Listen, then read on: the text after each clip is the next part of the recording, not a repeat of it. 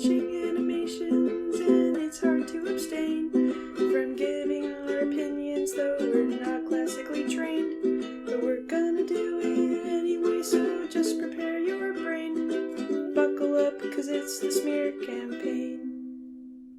Hello. Hello. Hello, welcome back to the podcast. And in honour of today's video, we will be talking in British accents the entire time. We're very talented at British accents. Oh yes. This is Smear Campaign. Spotted then. Blurring the line between reality and animation. Hello, my name is Sam. I'm Esperanza. We are dirty, rotten little Americans. Disgusting. And we've been having a stinky sewer time we've with this film. We've been having a real stinky sewer time. We watched Flushed Away. Flushed Away. By the way, this podcast is about animation. It's called Smear Campaign because smear is an animation term and smear campaign is another term, and we're talking about movies. You know, and I didn't even know that when we first talked about the name. Yes, you did. I didn't know what a smear was. Not before we talked about it, but... Because I'm not an animator. It's not like this... I have no qualifications here. None of us have any qualifications to do anything. We're all going to die.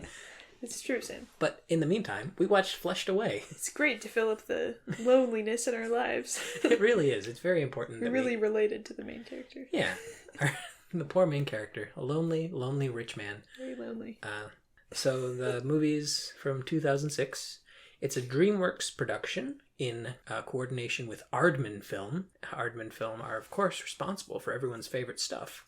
Wallace and Gromit. Wallace and Gromit, Chicken Run, a bunch of other... Sheep. Shaun the Sheep, and others. Pirates! They got a Pirates movie. They got some Christmas elf movie. Oh yeah, that one. King Arthur. They produce a lot of stop motion, claymation specifically, animated features and productions, and they have a very lovable style. Big googly eyes on everything, and very... Scary, man. Yeah. You mentioned that when you saw the poster... You didn't think this was going to be about rats. Okay, well, just to preface that, this was a long time ago. Yeah. I remember when this movie was coming out in theaters, and I wasn't allowed to watch it, obviously. But I remember looking at the posters and thinking that I just thought they were like funky looking humans. For real, I really thought that. And I was dumber then. Well, it's also entirely fair because they're just scary, man. They're just humans with big noses and ears. Yeah, they're kind of like the Goofy movie. Yeah. That's what they look like, man. That's true. That is they're Goofy movie-esque. But yeah, pretty much like all the characters in these kind of movies have the same basic face and the same basic like structure to them, which is pretty charming and occasionally a little like uncanny. It's super unnerving, actually. With the frogs, dude, wow. I like the frogs. I like that they have like one big brow over their little frog eyes. You're shaking your head. I was very stressed. This was a stressful time. We're really putting ourselves out here for this podcast, everyone. I hope you can all appreciate that. It's worth noting that the movie's not stop motion, right? No, this was, CG. I believe, their first CG production. And I believe the reason was the plasticine that they used to make their models doesn't respond well to water. And the idea they had was like a romantic story between two rats in the sewer. And for that, they would need a lot of water effects. And trying to mix like real water or CG water or whatever else with the claymation models turned out to be too much of a hassle. So they just sort of forewent that and made the whole thing CG. There was a lot of water. There was a lot of water. Imagine making Moana stop motion. Imagine making anything stop motion. Really, honestly. Just before we watched the movie, I was watching a little behind-the-scenes interview with the people making Wallace and Gromit shorts. And just going over just how much care and attention that they have to put into every single frame. So many details. For people who aren't familiar with stop-motion animation, it's really hard to do. Yeah. Why would you do it, Sam? There's really no point. Genuinely, though. Well, just like every single facial expression, every single thing needs to be not even hand-drawn, it has to be hand-crafted and extremely precise and fitting, and it's a wild thing to make. We gotta watch Kubo and the Two Strings, Sam. That's a definite yes. I mean genuinely. But will it be as touching and meaningful as Flushed Away? Oh god, I hope so. Oh, the documentary you were watching. Oh yeah, basically just showing the very meticulous process and, creating entire backgrounds that are filled with all these little gags and details and things. All of them have to be hand painted and hand sculpted, and it's insane. So they didn't do. Did they do that on this movie? No, they did not. For this movie, it was all done in CG, imitating their kind of classic studio style, but using actual, computer rendering technology.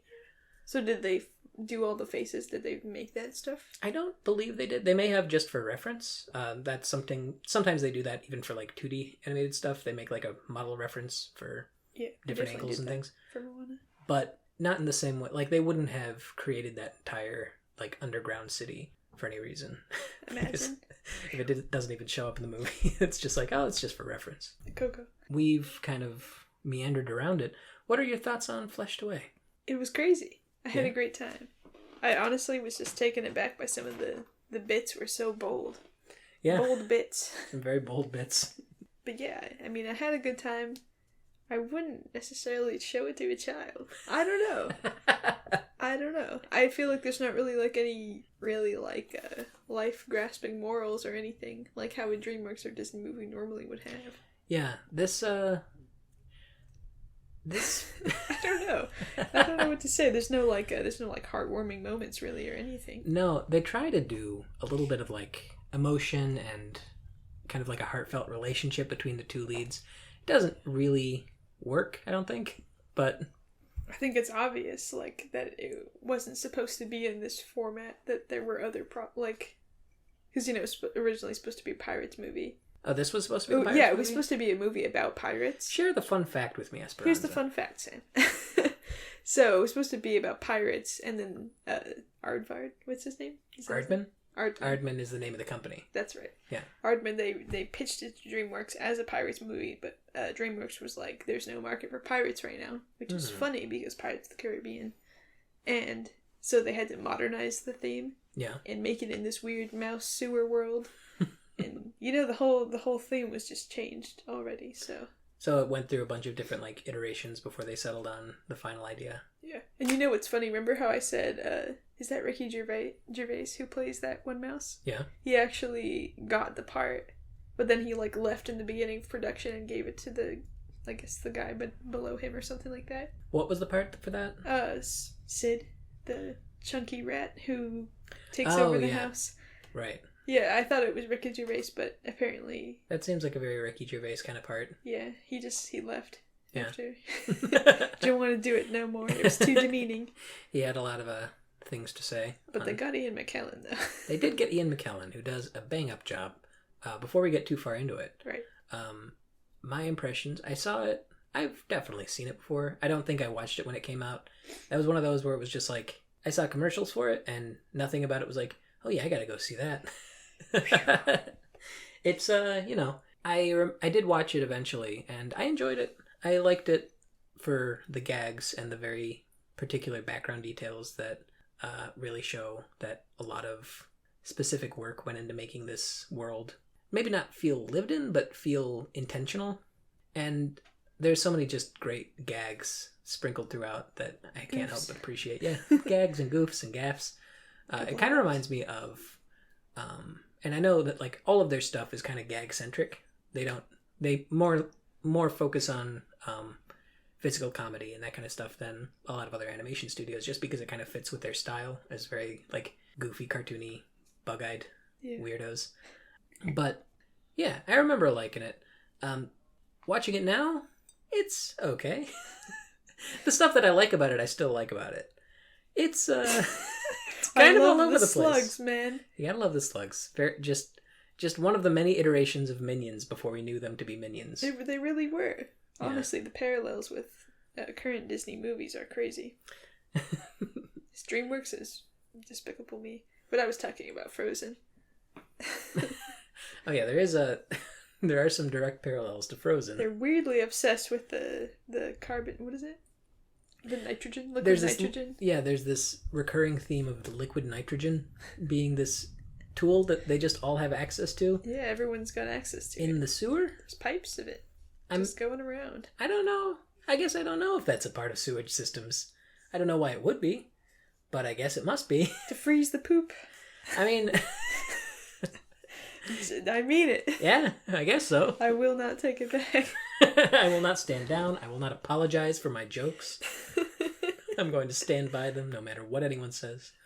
Yeah, I mean, ultimately, the logic of the movie is in service to the gags, which is nice. It's like, it's a cartoon through and through. Like, characters fall 100 feet and it doesn't matter. It really doesn't. They just do a little, like, ugh, you know, like characters a little really reaction getting shot. hit in the crotch every 10 seconds. Yeah, a lot of crotch jokes. We get a crotch count. Crotch count 2020. Let's take a shot every time he gets hit in the crotch. You would be dead. But that's funny, though. Now that's funny. Now that's good Comedy. stuff. Oh, when her pants get pulled down. Yeah, they're very They just don't even give a fuck, man. they're very explorative with the you know, with these mice.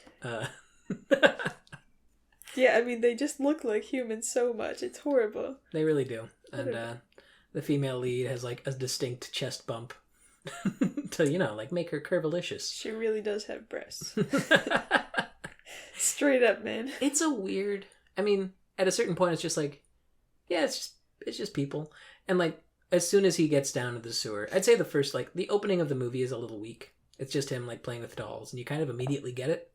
And then you jump into the sewer after he gets pushed in by Sid, and it's just like a little London inside the sewer. It's like they just want to make regular jokes.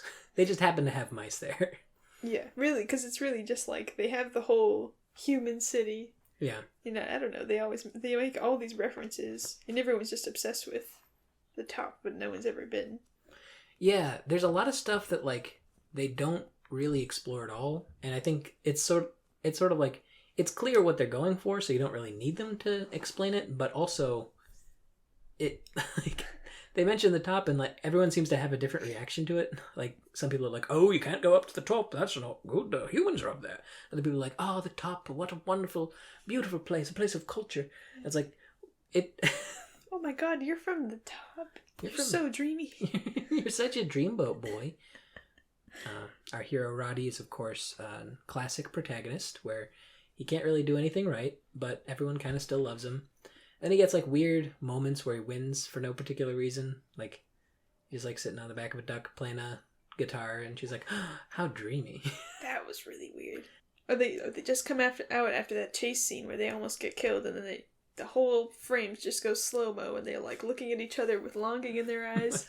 There's just a love song in the back. Dude, it's horrible. It's weird.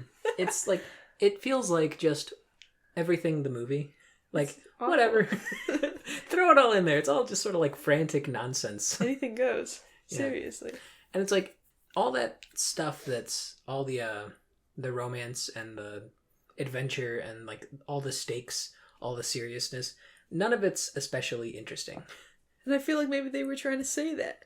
You know, they were letting us know how ridiculous it was that they even had to have this plot with all the silly jokes they had going on. I would have preferred if they just didn't have the plot.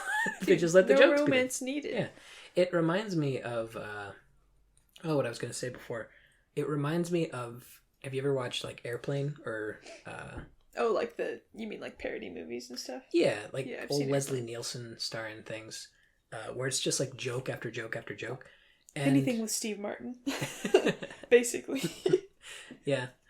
Where like the point of the movie isn't, it's like the story is just like entirely arbitrary. Yeah. It's like the very clear-cut prototypical movie story, and it's just there so that you can have jokes on top of it. And the whole point of the movie is just the jokes. And for a good amount of Fleshed Away, that's what the point of the movie is. It's like a fish out of water, getting caught up in a heist, blah, blah, blah, a romance, whatever. And the real point of watching it is the jokes. The slugs. Yeah, the slugs. And the other jokes occasionally. Only the slugs. Slugs just come in, and sometimes they're screaming, and sometimes they're singing, and sometimes they're singing high or low. They're playing cruelty-free music. Yeah. It's good content. Like, that stuff is good. It's fun. Like, some of it's, like, a little immature. Like, there's a lot of poop. Adjacent jokes. Yeah, the woman's pants get pulled down. Like, all that stuff. That's good content. That's just good content. But then they spend, like, an extended scene explaining how sad he is that he lives alone. And it's like, I don't care. This guy's not a character. He's a vessel for jokes. We don't need to have like a sad scene of this. What, are you gonna cry? You gonna cry? You Come gonna on. piss your pants, baby? Over a rat? Really, it's really rat time. Yeah. It's crazy that we watched Ratatouille and this. They're very different movies. With only Prince of Egypt in the middle. Yeah. It's a little Egypt sandwich. We needed the segue. Yeah. We needed to segue between them. But the two heaviest films of all time. Yeah. I don't know. I guess ultimately I'm kind of mixed on the movie. Like, I wish it played more to its strengths, which is these little gags and jokes and things. Goose, yeah. Yeah. No need for all this content, this family-friendly stuff. Yeah, I could do without all that content. It was gonna do mediocre anyway. I'm just playing. A kid. I'm sad that it did so badly. Yeah, it's unfortunate. Dude, you remember the segue they made where main character Roddy, he's back at the house. He's introducing her to all his family and friends, the dolls and stuff. Uh-huh. And then he's sitting on the couch with Sid, the chunky rat. Yeah. And then he realizes the plot of the bad guy. Yeah. The way he came to that conclusion just absolutely blew my mind. Yeah, I don't know if they actually specified halftime earlier in the movie. Because they didn't. Yeah. At all. That's why I was confused. He even goes back in his head and makes all these connections, and none of them make any sense. Yeah. It's like, because to summarize the plot of the movie, really quick, Roddy is a house rat who gets flushed down the toilet by a sewer rat who comes and takes his place. And along the way, he meets Rita, who is this sort of junk trader who has her own boat and is trying to take a ruby to pay for her family's well-being because she's got a whole bunch of brothers and sisters. A lot of them. Yeah, and her dad is infirm. He's absolutely covered in casts. Yeah, he's comically incapable of doing anything in their shifting houseboat. It's funny. It's funny because... It's funny because you're a bad person, Sam. Anyway. It's just, everything's just like played for visual gag. But yeah, occasionally a little insensitive about this or that or everything. So they strike up a deal. Yeah. She'll take him back up to the top world with her dad's maps. If he can get her a real ruby. Because the ruby they were fighting over earlier turned out to be fake. And, glass. Yeah. Happens. Meanwhile, the Toad, or... Mr. Toady and McKellen? Yeah, Mr. McKellen sends his goons to go get him because in their escape, they took an important little, like, strip that they needed to open the floodgates on... Mouse London. Yes. And... Yeah, because the whole city of Mouse London is in this part of the sewers that's been, like, untouched for whatever reason, and opening the floodgates would completely demolish it. And the Toad wants to get rid of all the mice because he was, betrayed by a mouse, basically. And all his tadpole sons will repopulate the city. And Ian McKellen sells this as if it's one of his most important roles. And it is. And he should have. And he did. So it really he is did great. Yeah, it's a great contrast where he's just describing his little stories like, and I remember the smile on his face. He's just giving it all of his acting chops. This is so sad. Yeah. Can we get 5 lakhs in the chat? And I'm sure you could do that in his sleep, but still. Anyway, so eventually they escape all of his minions and they get him back up to the surface. And she realizes, oh, you're all alone.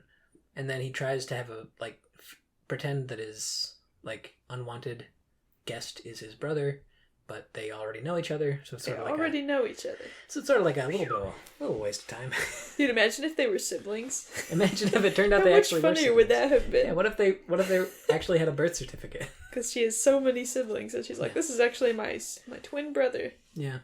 It feels like they didn't want to go to make anything more complicated than it needed to be. Really? Like, everything was very straightforward, very simple. And then he realizes, somehow, he puts it together. I think what's supposed to, kick it off is the idea that everyone's going to go to the bathroom at halftime. So that's when the flood is going to come. Got it. You see, I didn't even think of that, and I heard all the toilets flushing at the end, too, and I was like, why?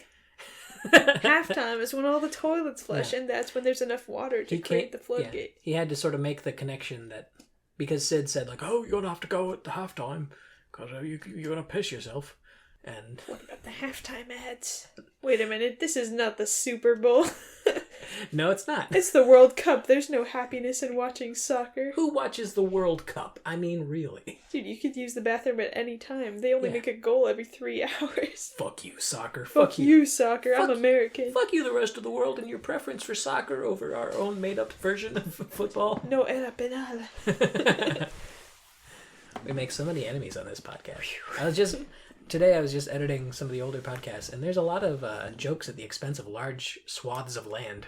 Oh yeah, I'm sorry. I apologize now before we get attacked online. I don't. Shit. I'll take the brunt of it. Because whatever. Sam's the ragtag of the podcast crew.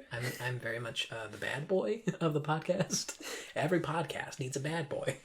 Someone with that dark, twisted sense of humor. Just a real twisted sense of humor. To really understand. Speaking of that, I think the best joke in the movie has to be when he grabs onto a Snickers bar, but he thinks it's a piece of poop. It's funny. There's a lot of that.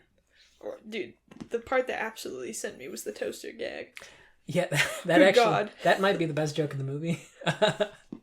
So, during one of the chases, they're being chased by the various rat minions of Mr. Toad, and they each come out on little hand blenders. Hand mixers, yeah. Yeah, and it's it makes sense. They're little speedboats. It's cute. Yeah, it's a fun little gag. And then one of them comes out in a toaster, lands in the water, and immediately electrocutes himself. And dies. And he just dies for the bit, dude. And That's so dedication. Quick. They don't even linger on his body. It just really quickly you see him electrocuted, and then it cuts to the next shot, and it's back into the action scene. And there's that part at the end too where the rat just walks right off the he says, "Go get them!" And one of them just jumps off the side of this huge platform. the side and dies, and he doesn't make any noise. Yeah, and the Toad's just ugh. And no one even says anything. No one cares. It's so funny. I think that's some of the best stuff in the movie is just sudden death, because none of it matters. It's they're all just having fun. It's not human life, and we all know that rat physics are just completely different from human physics because they survive everything. They managed to survive some pretty tall falls. These rat physics are out of control. Shouldn't be a thing. They fall all the way down a chimney. They should have been dead. They should have been dead, and I'm honestly upset that the movie didn't end right there. Dude, because he falls when he gets flushed away. Yeah. He falls onto what I thought was deep water. He belly flops onto it, but he survives. But then he stands up and the water's only an inch thick, which means he hit the bottom so hard. Anyway. This is impossible. I was absolutely quaking with the rat physics. Quaking with the rat physics. It's the name of our autobiography. Quaking with the rat physics. Quaking with the rat physics. Smear campaign. A very short-lived podcast. No one liked it. They offended too many masses of land. Someone might like it. Some isthmus might find it enjoyable. I think my favorite joke of all was the mime. Oh yeah, this extended scene where he's got a flip phone that he flips up to show the frog's face, and then he starts acting out his actions in really over the top ways. It's just so, and it all culminates with him turning around and not knowing to turn back around when the frog turns around, and then he has to turn around again. I don't know. It's just he had to be there. Turn around. It's just one of those gags where it's oh man, they figured that out. That's perfect. Very silly. And that brings me to another point of mine, Sam. The technology that these mice have is superior to that of technology of the humans in 2006. You mentioned that. Because there's a point where they're watching a little mini TV, and you're like, is that a smartphone? It's it couldn't be a smartphone. But what if it was? No, it's just a little TV because there was no such thing as smartphones. Yeah. And they didn't even try. They didn't even try. They just had a full-on TV in Mouse London. Yeah, whatever. Whatever, man. That's the thing. It's clear that the makeup of all this stuff, there's some really intricate designs made out of all this found garbage. Yeah. And there's tons of attention to detail. Yeah, but I kind of wish they spent more time with it. This movie moves at a breakneck pace. It's crazy. They never stop. So many details. Yeah, and it's kind of hard to appreciate all the stuff. You mentioned you found an article that was just listing all the references, and there's a ton of them. Yeah, 30 in one scene, and it's there's no way you can notice them all. It's who is this for? Other than just to entertain the people who are having to meticulously make it in the first place. Very dedicated animation folk. Yeah. Like yourself, Sam. Of course. Let's not. Don't bring that up, no. I've made nothing of worth. Definitely don't check out his website, samlindstrom.com. I don't have a lot up there. There's gotta put some more before our audience gets to this. I've got to I can't post these ever. The pressure. The pressure's on. Is it time for a review break, Sam? Yeah, let's do a little review break. I think we're gonna... see if the folks at home agree with us. Yeah, of course they will. They must. They always have. We do know everything. So, as is tradition on Smear Campaign, we're going to read through a few reviews. A lot of the reviews for this movie were mixed. The movie doesn't have a super high rating. I think it's like 65% for like audience score on Rotten Tomatoes. Not the best. I can kind of see it. It's like, you know. What do you mean? It's a masterpiece. It's pretty good. It's a lot of good stuff. Like, it's clear the people making it are very good at certain things, and those certain things did not get all the attention. Like, there's a lot of things that were just like, yeah, okay. We all have our strengths and weaknesses. Yeah. So, we're going to start with this review from Darian S. Darian S, 2.5 stars. It was okay. The animation was great. The acting was okay. The humor hilarious. Saw it for my birthday. It was a okay movie. That was a very mediocre review. He gave it a half score, exactly half, and it was okay, man. It was okay. It was great. It was okay. Hilarious. I saw it for my birthday. It was okay. The acting was okay. Ian McKellen did his best, bro. I think the acting was all on point. Better than Lord of the Rings. Yeah. He really went for that Oscar there. And it was fantastic. Unfortunately, he was snubbed. Damn. Snubbed by Darian S. Happens every time. Darren Aronofsky. So the next review is from John M. 1 star. Sorry, Aardman, but when you ditch claymation, you fail. And John knows what it's like to do water and claymation. He can do it, actually. They should have hired him. If John was just there to say, but guys, it's not going to be cool if you don't do claymation, then they probably would have figured out how to make the chemical compound of the materials work better with water. Yeah, we could have done a little chemistry. Could have made the world a better place, too. It's not so simple, John. Come on. It's a complicated process, John. It's no problem, John. Sonia says, 2.5 stars again. Not good. It's kind of stupid when you see it. I give it a 47%. I picked that one. But she didn't, did she? She gave it 2.5 stars. Yeah, she almost gave this a 47 when you really think about it. Yeah. But why 40? That's the reason I picked this one out. There's not a whole lot of like long screeds about the movie. But I picked this one out just because it's like, what is that percentage based on? Is that an arbitrary number? Because she really actually gave it a 50%. Exactly. It seems a little arbitrary. But like, you could just say, if it was just going to be 50%, she could have just put the score and not said anything. But she wanted us to know it was 3 points below 50%. Because of science. There is real science behind this review, I think. For sure, she definitely thought it out. I think it's because Sonia A, it stands for Sonia Aardman, because she's actually the studio that created the movie. And she wants to be honest about her output. She's like, listen, I'm going to give myself a bit of a hard time, but I'll get him next time. I just want you to know I'm thinking about this very critically. Coasting off Chicken Run for sure. Which I've also not seen. You should definitely watch that one. I think that one holds up a little better. Matthew H. 2 stars. Is it mine? It's your go. Is it mine? Yeah. I don't know. A movie about rats flushed down a toilet can only go so far without straying from the point. This movie does nothing for me, or film in general, and what is fresh and exciting in Finding Nemo and Ratatouille, which has rats too, is bland and recycled here. Well, this guy liked Ratatouille. Yeah. Gosh, finally someone. Nobody's ever liked Ratatouille. Everyone hates Ratatouille, dude. According to the negative reviews I explicitly picked out for the last podcast. Not a soul likes that film. But this guy, he cared for it, in comparison to Flushed Away. And it does also have rats too. He also mentions Finding Nemo, which I don't know the connection. Like, it's about a guy who gets like taken away from home, but otherwise it's not. I guess it's already been done, because Finding Nemo, he gets ripped from his home because he's looking for his pop, and this movie did it too, because I don't know. Yeah, but there was a movie from that was about like household pets doing that back in who knows when. Like, this is a classic story. Oh, that movie called Pets? No. Is that what we're talking about? It's a movie called Cats and Dogs. Oh, God. No, it was some. I don't remember. It's not. It's not worth like the time necessary to actually remember it. Oh, Gremlins? It was Gremlins. Classic tropes. So yeah, it does have a reference to Finding Nemo. It does. Where done by the actual voice actor of Nemo, which is fun. Yeah, it's quirky. That was a surprise. I didn't recognize the voice at all. Me neither. But he finds a fish and it says, "Can you help me find my dad?" And then he throws it away. He's like, ah, Yeah, a fish. he does a lot of that. He's a lot of in this movie. Yeah. Which I thought was funny because, goldfish, you don't find them in the sewer so often, but usually that's when they get flushed down the toilet because they're dead, Yeah. Someone didn't want that fish. Maybe his father didn't want that fish. Damn. His father made his son fake his own death. Holy crow. There's a whole second story going on underneath this. Sequels about that kid. Yeah.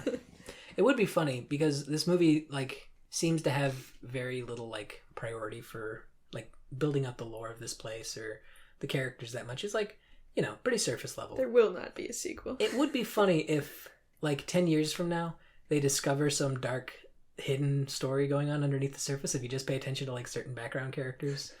It's actually, the world building here is very rich and deep. Dude, I wouldn't be surprised. Yeah.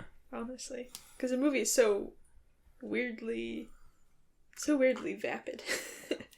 I mean, it's not, it's great to look at. Yeah. But it's fun. It's a very kind of... Because you mentioned, I don't know if you want to show it to kids, but I also don't know who it's for. Yeah, I mean, we watched it, but it's not really an adult film. No. It feels like it's kind of trapped between two sensibilities. Kind of like Prince of Egypt. Except in the opposite direction. Where Prince of Egypt kind of leaned on the family-friendly stuff more There than was it an needed to. audience for that. It was white Christians, I think. Yeah, it was people who wanted to watch a Bible movie. That was nice. It was PC for sure. Yikes. But it's in the other direction, this could have focused more on the gags and the goofs and things and focused less on the crazy heartfelt stuff. Yeah, the sincerity. We didn't need the characters to be sincere at any point. They could have just been joke machines, as far as I'm concerned. But maybe that's just me. I don't know. I feel like I'm coming down a little hard on Flushed Away, DreamWorks classic film. And I mean, it's British. They could have put Mr. Bean in there somewhere. Could have. They probably did. Who knows? He's probably in there somewhere. He wasn't in there. No. We would have known. There's a lot of famous actors, though. There's a lot of, yeah. Andy Serkis plays the little, mobster rat. Yeah, Gollum from Lord of the Rings, which I thought was hilarious. I don't know why, it's just silly. Yeah, him and Ian McKellen both making their debut. Well, because Ian McKellen's the big powerful guy. It's the same parallels, Sam. Yeah. And Andy Serkis is this little, hunched over, high-pitched talking mole rat who's scared of the big old boss. And he's Gollum. Yeah, he's Gollum. He's practically Gollum. They're literally the same. The same man. I did like Whitey, played by Bill Nighy, who's a albino rat. Because there was so much rat testing done on him. Now that's political. Yeah. Kind of political. Kind of just a thing people know about. This movie's getting pretty political on us. Getting pretty... maybe it's got more going on than we thought. I saw a Bobby in there. A Bobby? Not to get political, but ACAB. Yeah. I thought Whitey was likable enough. He kind of played the part of generally helpful, but always saying the wrong thing because Spike was always contradicting himself and shouting things. Classic little comedy duo. It happens, yeah. And I just liked his little backstory. Because, we don't really get backstories for any of the other bad guys. Yeah, he's a I mean, except for Big Frog Man. Yeah, I think they wanted us to like Whitey a little bit. We like Whitey, because Whitey's the bimbo, the himbo, if you will. He's the himbo. We stand a Whitey. We do stand. Yikes. Not to get political, right? Not to get political that way, especially. Jesus. Oof. But yeah, I don't know. Just the fact he was just like, oh yeah, I used to not be this color, but they tested too much shampoo on me. Basically. He's just so, pleasant and calm. He's like, we gotta do this the easy way or the hard way. I think we should do it the easy way. Well, thank you, Whitey. Just the way he talks about the testing is so... Yeah. He's like, well, got rid of my dandruff, but I got rid of my dandruff, though. He just sees the positive in life, You can't help but love him. We also have Le Frog, played by Jean Reno. I don't know. He's you know, he's fun. He's fun. They've got some weird, goofy little wetsuits with a zipper that goes all the way over their heads. I do like those. I'm a fan of the zippers. Yeah, along with the frog and, of course, the mime. He's got a little batch of frog ninjas who don't see a lot of action in the movie. They don't. They kind of just all get tongue-tied. It just seems like one of those things that's like, haha, it's so random. Ninja frogs, could you even imagine? There's a lot of French stereotypes in this film, Sam. Yeah. I don't know if it's okay because England's doing it and they have a natural rivalry going. I feel like England will just say whatever they want about France. There's nothing we can do about it. Really? There was that gag where he's like, all right, time to fight, boys. And they all We surrender! Yeah, they put their hands like up. that. And it's funny because you know, the French didn't help us invade Iraq. Classic. They just wanted to sit around and eat baguettes and whatnot. And we're still real mad about it. Clearly it was the right decision. Jeez. No, but they just do it a lot. He's Yeah. like, we will go immediately. Yeah. And then he's like, what about dinner? And he's like, we will go In in 5 5 hours. For what? I guess they eat a lot. It didn't need to be They're there. very indulgent. I suppose that's a Very French funny. thing, maybe. Maybe it was just a callback to Second Breakfast. Maybe. Because all he the was played by parallels. Bilbo. Ian McKellen. But there's a bit near the end where the toad asks the frog to help him, and he's just like sipping coffee, and he leaves it like giant pennies as a tip. He leaves a tip for the imaginary waiter, which is great. That's fun. I think that's the stuff that they really excel at, is just like recontextualizing these little familiar like mannerisms we all have, specifically like British mannerisms, but you know, you can relate to them. Like watching the behind the scenes stuff, I saw some little clips from Wallace and Gromit, and it's just, they're very particular about the motions and like these specific reactions people have. And it's like meant to be, even though it's silly and cartoonish, it's like the context of it makes it cartoonish, but the actual action is very believable. And I think that's something that studio is specifically very like good at. And I think that's part of why their stuff is so like revered in a way, even though it's all generally just sort of like silly little gags and stuff. And the one I related to the most was Shocky. The little mouse who shocks people, and that's just his thing. All the little mice had their own little thing. There was one that was really big. There was one that was like... Gollum. One of them was probably like Gollum. There were a bunch of babies just being stacked on top of each other. That was funny. Yeah. I enjoyed that. Yeah, the chaos of the of Rita's houseboat was all a lot of fun. It definitely wasn't intentional at all.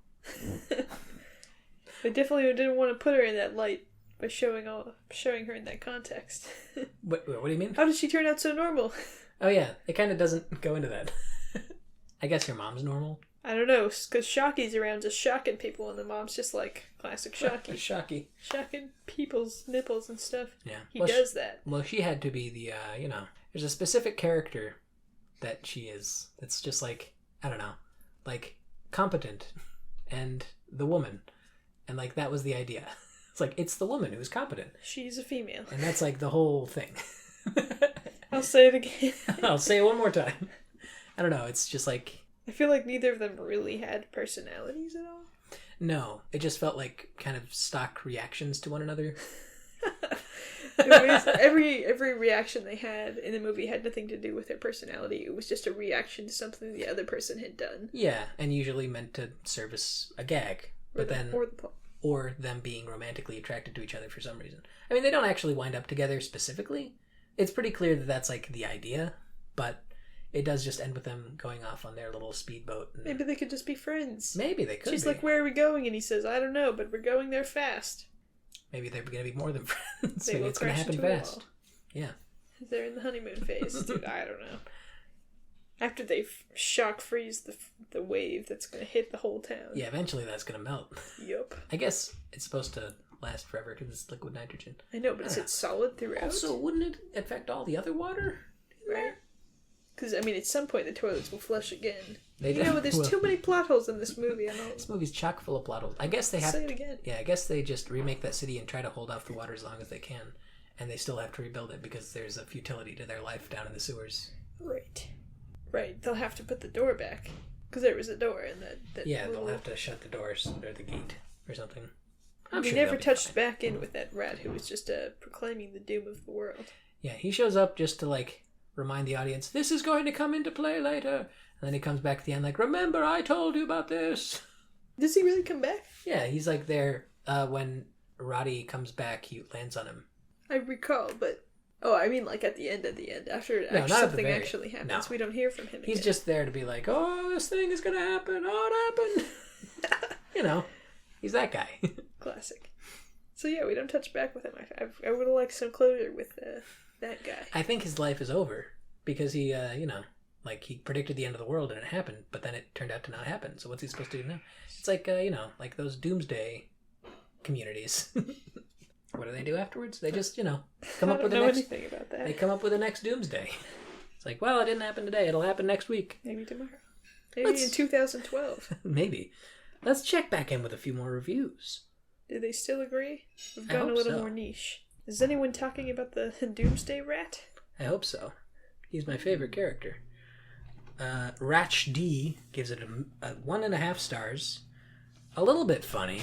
A lot torturous. That's funny. I guess so. I mean, if that's torture, then you just turn it off, man. You're such a wimp. I don't know what Come to on, say. it's not so bad. Oh, Sheepy A has a nice name. 5 out of 5 stars. I love it, but how do you watch it? Question mark. I don't know how to respond to that, Sheepy. Well, Sheepy, How does one watch it? I guess, you get it. And You then just you watch sit it. down, man. I'm guessing they're like trying to find, like, where do I find it online? Oh, It's just a funny sentiment. Be like, I love this movie. Where is it? please, someone lead me to this. I can't go to Blockbusters.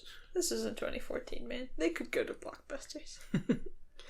Michelle N gives it 2 stars, mostly singing snails. That's relatable. I also enjoyed the snails, Michelle. I heavily enjoyed the snails at every opportunity. But she gave it 2 stars. How? I don't know if she enjoyed the snails. I as guess the much. snails don't hold up. The snail film yeah. all on their own. The They're snails are minions. It's like one of the many iterations of minions that we've seen in our collective unconscious. I was excited when the snails came up on the umbrella after them because I knew what they were coming for. I knew they were just coming to sing for us again, and they did it. You know, they did it so many times. Yeah. And then what happened to those snails after he gets flushed back down? Are they still up there? They still just circle in the world? I think they're like Mary Poppins. They'll arrive when they're needed. They were just flying back up into the sky. There's even a reference to Mary Poppins in the movie already. I mean, Yeah. maybe the fact that they're on the umbrella, but someone in the city like says a line from the Mary Poppins film. That's Yeah, something. It's something. It's there. It's a reference. Yeah, I like how in the first shot we have the he scares the snail and it starts very slowly wiggling away, and then later after he gets scared again he runs past the snail and it's still running in the same direction to get away. That's funny. Yeah. The snails are funny. Did you know? Here's a fun fact. I You need may some not fun want to hear this fun fact, but I don't know if I'm ready for this fun fact. who voices the main character? Hugh Jackman. Hugh Jackman some also reason. voices the original snail that he comes across. He voices both Okay. for no reason. Just pitch it up. Just why? You know, he just did it. Yeah. He just wanted to. I guess he just wanted to do it, so he did it. Or they just needed anyone to scream. Like I imagine a lot of those were just like, whoever wants to do the snail can do the Just snail. calling the friends and family of the crew. Yeah. They'll do it, probably. Takes a village. Takes a village to voice a snail. No, there's some classically trained snails in there. That's true. There are some delightful little snail musical numbers. Skylar K. 2 out of 5 stars. The animation is very subpar. But the story is very decent, although the writing can be very weak. This is not Aardman's best work, but it still shows some C+ effort. Damn, Skylar. Yeah, thanks for the compliment, Skylar.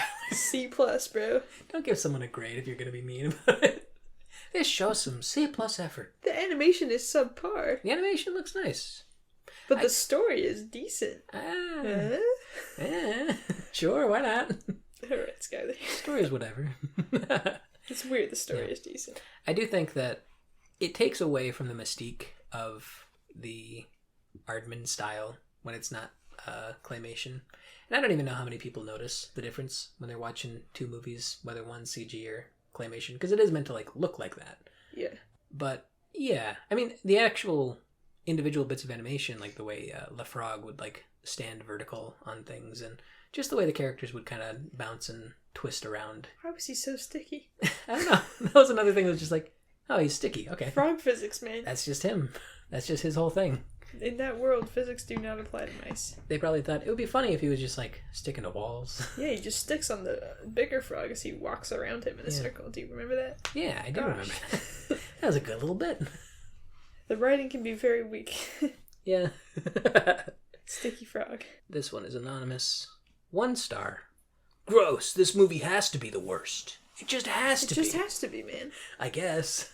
That's the rule. There's no other film that can be worse than this. Have you ever seen Pocahontas 2? I feel like we gotta do Pocahontas 2 as like a big event. My God. We gotta keep referencing it and make it a big thing. I haven't even seen Pocahontas 2, What? but have you seen it?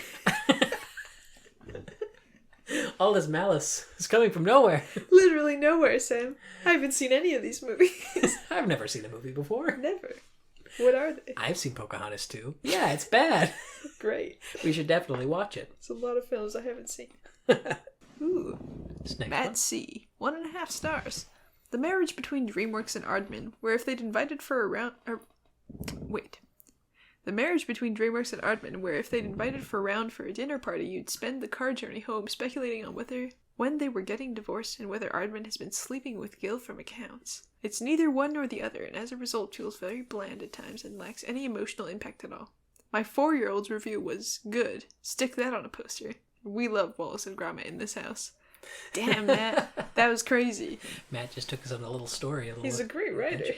I was so Except drawn for in. us having a hard time reading the words. There was a couple parts where it's a little, but yeah. But he definitely had a good... This was a solid review, I think. Yeah. Aardman is definitely sleeping with Gil from accounts. Yeah, I mean, can you blame him? Gil is so, like, on time. She's very punctual. Yeah. I don't know why it's a woman. I mean, why not?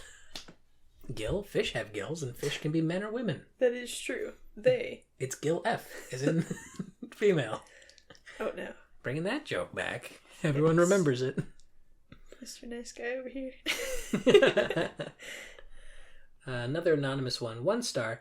I wipe my sweaty ass with this worthless excuse for a movie. Flush it away. Damn. People are getting so rude with this movie. I guess it's a bit of a rude movie. Yeah. So if you're going to get rude on your reviews, you should do it for something like this. It's hard to watch. It's easy to watch if you just sit down and watch it. But it's not like you'll enjoy it for sure. I feel like we're in a context where, we have to give an opinion at the end. Yeah, it's very important that we have opinions on these things. Yeah. That should be the recurring motif of the podcast. It's very important to have, opinions on classics. Yeah. Is Flushed Away a classic? Oh. Who's to say? It's not. Who's to say? I would say that it's not. I still like parts of it. That's the thing, is even for a movie like this where it's not even like terrible, it's just kind of mediocre, there's still parts of it that I'm like, I appreciate that. And I can tell like there's people who are very good at what they're doing it on this movie, which is always nice to see, at least. 100%. One more review here from Cheryl T. Cheryl T gives this 1 out of 5 stars. I was told by a few people it was funny, but I wasn't impressed. Maybe it was IMDb parental guide that got me thinking how so many things aren't good for kids in this movie. Wasn't funny or a good story in my opinion. You know what, Cheryl? I guess the people are really agreeing with what we're saying today. Yeah, I guess we're kind of on the same page as the negative reviews, which is, kind of sad. It's kind of a bad feeling. It's a bummer, bro. We're always fighting against him. I feel so dirty. Fighting against the man. Fighting against Cheryl. Cheryl. Why do we agree with her? Cheryl. She's just trying to have a good time with her kids. Whatever. I wouldn't say a kid couldn't watch this movie. They could definitely watch it. It was made for them. Kind of. I still don't know who it was made for. It's made for their age group. Because Aardman, like, I don't know. I keep kind of going into it, but, like, a lot of other Aardman stuff is very subdued and, like, kind of refined and quiet in a way. And, like, the Shaun the Sheep movie is, like, a silent comedy. And it's still fun, though. It's a good watch. Yeah, it's great at that. Like, I think that movie really highlights a lot of the strengths of that particular team. And this one feels like it's just got everything that it doesn't need to have. Like, stuff that you would expect in a big, like, animated family movie. But I think that's because I would have liked to see it as the Pirates movie that they originally wanted. Yeah. I don't know. I feel like that could have been more quirky. Is that what they eventually made into their Pirates movie they made for Sony? I mean, it's not exactly the same trope. Yeah. But it's like they just wanted to do another Pirates movie, and so they did. Yeah. As a treat, because they were like, I've never done a Pirates movie. Took this one from us, and I've seen that Pirates movie, and I had never seen Flushed Away. But I would say the Pirates movie is a lot more forgettable than this one was. Yeah, this one is it leaves a little bit of an imprint. I'm glad those pirates weren't mice shaped. That would have been very scary, Sam. Yeah, it is. It's got a lot kind of working against it. I just feel like, I don't know if it was the pirates thing. Whatever they originally wanted, they would have done like a more passionate job or something, maybe. Yeah. Or the story might have been better. I don't know. More fun. Or if it was just like maybe not so much of a big like DreamWorks kind of movie. Because I don't know what the pressure on them was. Chicken Run, I remember also being like a really strong movie, which was their first movie with DreamWorks. Mm-hmm. I think it's the most like successful claymation movie of all time. It's just like everyone loved it. I think this feels more like a lot of DreamWorks tropes making their way into their style. I guess I'm just repeating myself at this point. But no, it is true. Yeah. But you're right though, Sam. And I'll say it again. We'll all keep saying the same thing. We'll reiterate. But yeah, was that the last review? Yeah, that was all the reviews. Not a whole lot of crazy, like, this movie killed my mom kind of stuff. Because it didn't. No, it's just sort of lame. Someone flushed their dentures down the toilet, Sam. That's true. And it made for a pretty intimidating little, it was a goof. Little obstacle. It was an obstacle goof. And that was that. And that was that. Do we have a chunk watch for this episode? Oh, for sure, dude. Whitey. 100%. Whitey's the best chunk of the game. I mean, Ian McKellen, too. Yeah. Not the man himself. No. But the frog whom he portrays. Yeah. Is a bit of a chunk monster. We also have, what's his name? The mean mouse that kicks him out at the beginning. Oh, Sid? Yeah. Definitely. Yeah, he's got the chunk on him. Are there any other chunks? I mean, the dad's got a bit of chunk, but I think that's just because he's, completely covered in casts. Yeah, he can't move his arms or legs. It's very unfortunate. Speaking of casts. Yeah. All the signatures on him are like the names of the family of the crew and whatnot. Oh, that's nice. That's nice, huh? Yeah, that was one of those details that I noticed and didn't have really time to look at it all, but... There's just no time for anything, really. Yeah. Like they it's had good to... stuff. Yeah, it's just the movie's filled with stuff. They had to fill it with something. They made it special and new and unique, and you can't really appreciate most of it. But it's still a good time. A lot of stuff. Yeah. Well, I guess that's all we got to say about that. Anyway, I guess, should we think about, like, what movie we want to watch next time? Yeah. Like, have that as something that people will eventually, someday, Link anticipate? Yeah. Oh, boy. Pocahontas 2's next week. Should we do Pocahontas 2? No. I'm dreading the day. I mean, we gotta watch it eventually now because it keeps coming up. At some point we will, but we have to watch the first one first. Yeah. I think. Do you want to watch, we can try and watch Onward, the new Pixar movie? Oh, yeah, I had mentioned that, yeah. Yeah. I haven't seen that one. It came out during the Corona times, so I don't know. I don't know that anyone's seen it. I mean, it's up. People have been there, but who knows? Yeah, we can, we'll check that one out next time. Let's check out Onward, Sam. Nice. We will. Well, I guess if it's going to be Onward, then we're on our way out of this podcast. Yeah. So, bye. I hate us.